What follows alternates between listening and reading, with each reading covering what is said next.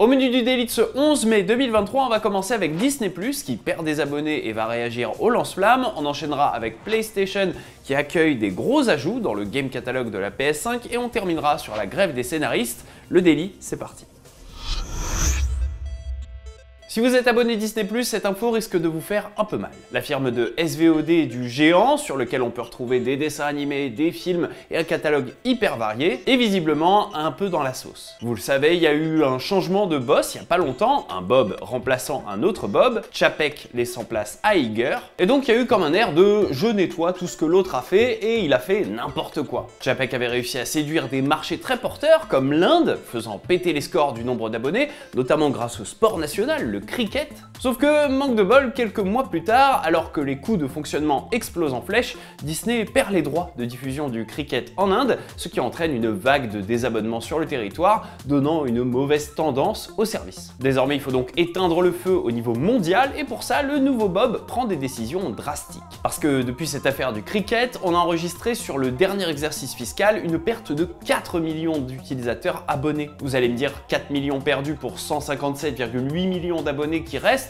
c'est rien, mais ça fait quand même son petit électrochoc, et pour une boîte cotée en bourse comme Disney, ça fait réagir. Le géant américain va donc revoir son offre par abonnement en introduisant une offre intermédiaire en Europe, déjà lancée aux États-Unis. Cette offre est basée sur la diffusion de publicité et sur un prix réduit, histoire de capitaliser sur des clients potentiels dont le prix est un élément bloquant. Forcément, cette arrivée d'un modèle basé sur la pub s'attise probablement une hausse des prix sur les abonnements classiques à venir en France. On en sera informé dans un second temps si ça se vérifie. En attendant, la formule à pub devrait arriver fin d'année en Europe. Dans un même temps, après les licenciements annoncés en début d'année 2023, Disney va aussi réduire la voilure concernant les investissements internes en création de contenu premium pour Disney+.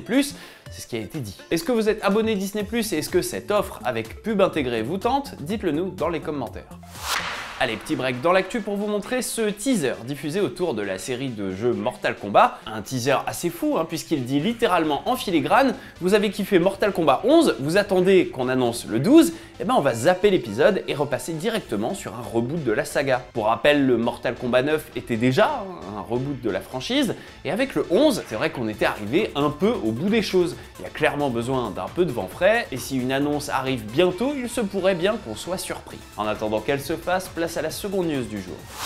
Vous le savez bien, dans l'affrontement entre Xbox et PlayStation, il y a la question des catalogues de jeux. Ça fait bientôt un an que Sony a modernisé son offre, histoire de coller un peu plus à ce que proposait déjà Xbox, mais à une différence près. Le game catalogue de la PS5 n'intègre pas les titres First Party Day One, comme on le fait chez Xbox. Ça veut dire en gros que chez Xbox, quand un studio interne sort un jeu, genre un Forza, un Halo, un Redfall, pourquoi pas, ou un Starfield en septembre, il est directement dispo dès sa sortie au sein du catalogue de jeux sans que vous n'ayez à le payer en supplément.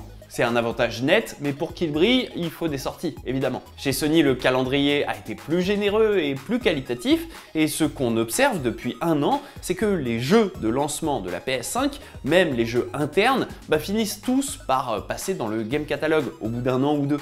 On l'avait vu avec Ghost of Tsushima dans sa version Director's Cut, avec Returnal, avec les Spider-Man et notamment Miles Morales.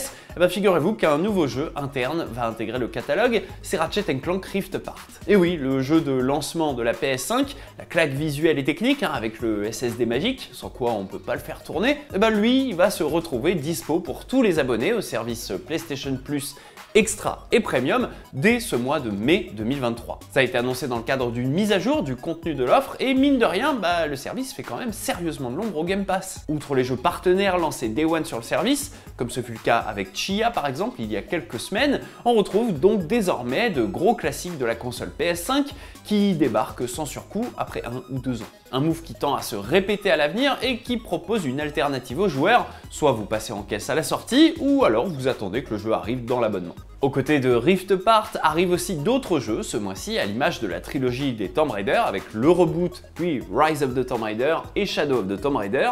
Il y a aussi l'excellent Dishonored 2 de Arkane Lyon. Et puis on trouve aussi l'exclusivité PS4, PS5 et même PSVR 2 Humanity, qui est faite par Mizuguchi, le créateur de Rez. Et elle arrive donc Day One dans l'abonnement. Les amateurs d'horreur pourront aussi s'aventurer sur The Evil Within 2 et visiter le Londres rebelle dans Watch Dogs Legion. Bref, la liste des ajouts est plus longue évidemment, je vous ai cité les principaux et vous pouvez retrouver la version complète sur JV. Alors une question, auquel de ces jeux vous allez jouer si vous êtes abonné PS Plus? Dites-nous tout ça dans les commentaires.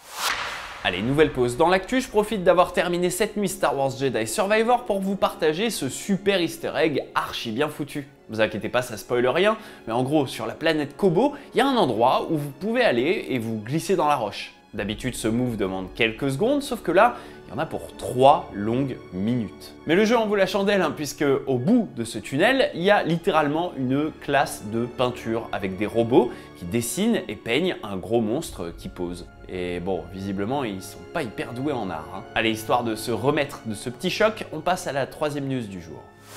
Vous le savez, ça fait désormais une dizaine de jours qu'une grève massive des scénaristes d'Hollywood est en cours, et c'est un truc super important pour la production de séries et de films. Il y a 15 ans, une grève de ce type avait tenu plus de 3 mois, et l'impact sur les séries était colossal. Vous pouvez tout à fait mater des œuvres de l'époque et constater qu'il y a toujours une saison où le scénario n'a aucun sens, où rien n'avance correctement. Bah voilà, c'est ça la saison de la grève des scénaristes, et on est à nouveau en plein dedans. En cause, il y a plusieurs choses. Déjà, le fait que la SVOD, genre Netflix, Disney+, Prime Video, rendent l'exploitation des séries bien plus longue et plus rentable qu'avant, lorsqu'était calculée la grille tarifaire des scénaristes sur laquelle Hollywood travaille toujours. Plus une série est exploitée, rachetée, rediffusée, moins les scénaristes sont payés pour le travail qui génère cet argent. C'est mécaniquement imparable. Et puis, il y a aussi la grogne contre ce qu'on appelle les mini-rooms, ces salles de travail où des scénaristes mal payés et précarisés sont régulièrement invités à plancher sur des séries qui ne seront parfois jamais diffusées ou qui les snobberont dès qu'ils auront le go pour la production. Les grévistes demandent l'abolition de cette pratique, jugée insultante et poussant à la précarité du métier. La grève, qui dure depuis 10 jours, a déjà mis en péril pas mal de productions, dont le nouveau spin-off de Game of Thrones, et l'auteur du récit initial, George R.R. Martin, à qui l'on doit également le Lord Elden Ring, big up à lui, a écrit sur son blog pour soutenir à 100% les scénaristes en grève à Hollywood, taclant la perte de sens du métier qu'il a d'ailleurs pu exercer en 86 sur la série La 4e dimension. Outre ce soutien, on remarquera aussi quelques piques moqueuses de pas mal de scénaristes sur Twitter qui invitent l'actrice Jenna Ortega, qu'on a pu voir dans Mercredi, à venir faire grève avec eux. En cause, il y a évidemment les petites déclarations de l'intéressée lors des interviews sur la série Netflix Mercredi. Des interviews durant lesquelles, en gros, elle avait déclaré avoir modifié plein de fois le script de la série parce que les scénaristes n'avaient pas bien cerné son personnage ou avaient mal écrit des dialogues ou certaines scènes. Des déclarations qui étaient très mal passées chez les scénaristes et qui motive désormais une sorte de récupération sur le réseau social Twitter visant à faire réagir l'actrice dont la notoriété a explosé depuis la série Netflix Mercredi. Dans les tweets des scénaristes de séries télé à succès, on peut lire « Réécrire, c'est écrire, on se voit au piquet de grève Jenna » ou encore « Sans les scénaristes, Jenna Ortega n'aurait plus personne sur qui se défouler ». Ouais, je suis pas certain qu'elle se prête au jeu, vu la relation entre l'actrice et les scénaristes. En attendant, ça permet au mouvement d'attirer de l'attention sur leur cause, notamment sur Twitter, et c'est donc tout bénef. Qu'est-ce que vous pensez de la situation? Dites-le nous dans les commentaires.